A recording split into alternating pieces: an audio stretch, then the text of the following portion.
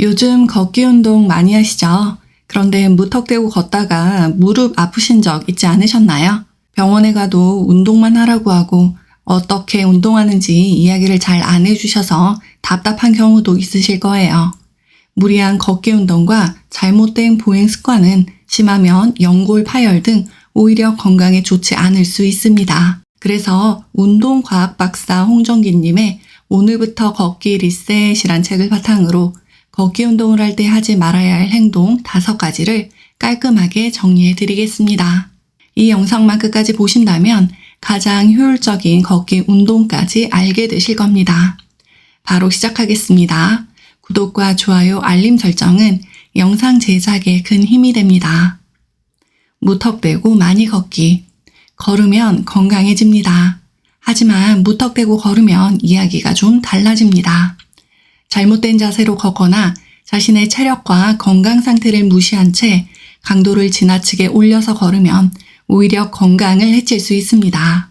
팔자로 걷거나 양팔을 양옆으로 심하게 흔드는 등 잘못된 자세로 걸으면 관절과 근육에 무리가 가고 골반 뼈가 뒤틀릴 수 있습니다.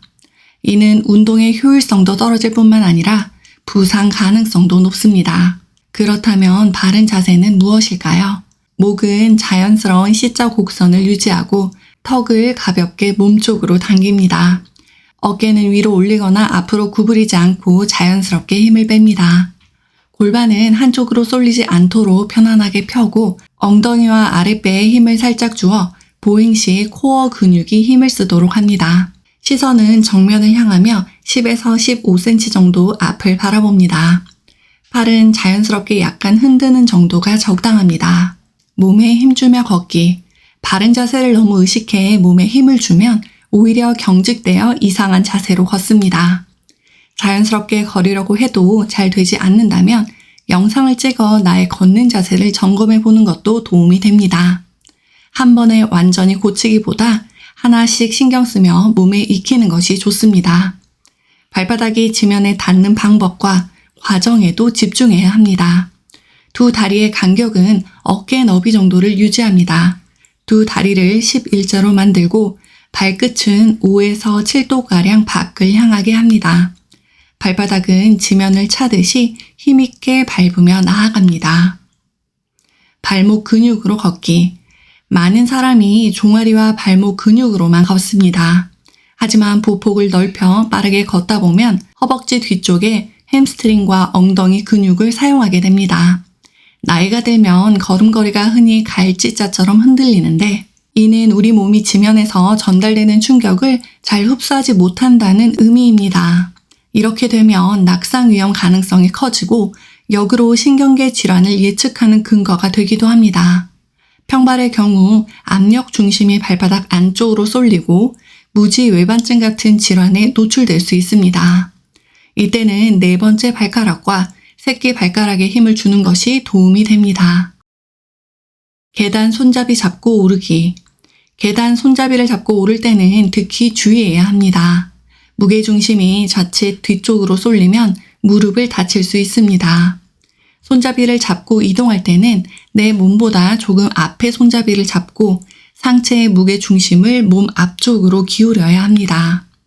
손잡이를 멀리 잡기가 불편하다면 팔꿈치를 조금 구부려 잡아 몸의 중심을 앞으로 쏠리게 합니다. 계단을 오를 때 올리는 발의 중간까지만 계단을 닿고 뒤꿈치는 계단면에 닿지 않은 채 오르는 경우는 잘못된 자세입니다. 무릎으로 오는 하중이 더 증가되어 뒤쪽 종아리 근육이 쉽게 지치기 때문입니다. 계단 오르기는 큰 근육을 사용해야 하는데 이렇게 오르면 발목 주변의 근육들만 동원되어 더 빨리 지치게 됩니다. 결국 발목이 무거워지는 결과를 낳습니다. 이럴 때는 발의 발바닥 전체를 계단에 대고 강하게 누르면서 뒷발을 사뿐히 넘기는 방식으로 바꾸면 좋습니다.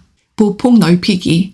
보폭을 넓게 걸으면 힘차고 건강한 보행의 시작입니다. 하지만 보폭을 너무 넓혀도 곤란합니다.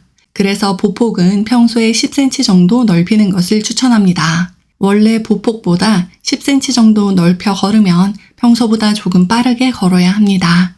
걸을 때 길에서 스치는 사람들을 차례로 하나씩 추월한다 라는 생각으로 걸으면 걸음이 한결 빨라지고 보폭도 넓어집니다. 이렇게 보폭을 넓혀 걷는 것으로 지면의 반발력이 커지면서 척추 기립근이 발달하고 이를 통해 척추 안정 효과를 얻을 수 있습니다. 짧아졌던 장요근이 이완되고 유연해지면서 골반과 척추를 바로 세워 요통이 줄어들며 엉덩이 근육과 대퇴사두근 발달에 도움을 줍니다. 또 무릎을 쭉 뻗어 걷기 때문에 퇴행성 관절염으로 인한 통증이 감소하는 효과도 볼 수 있습니다. 걷기 보폭을 넓게 하면 파킨슨병을 이겨낼 수 있습니다. 걷기만 해도 병이 낫는다라는 책에서는 걷기의 보폭을 넓혀서 파킨슨병을 이겨낼 수 있다고 말합니다. 파킨슨병은 병의 특성상 보폭이 계속 줄어들어 나중에는 젠걸음을 걸을 수밖에 없습니다. 이는 낙상의 위험이 늘어나고 그로 인해 아예 못 걷는 경우가 발생할 수 있습니다. 즉 조금씩 걸을 수 있는 파킨슨병 초기에 보폭을 늘려 걷는 것이 효과적이라고 말합니다.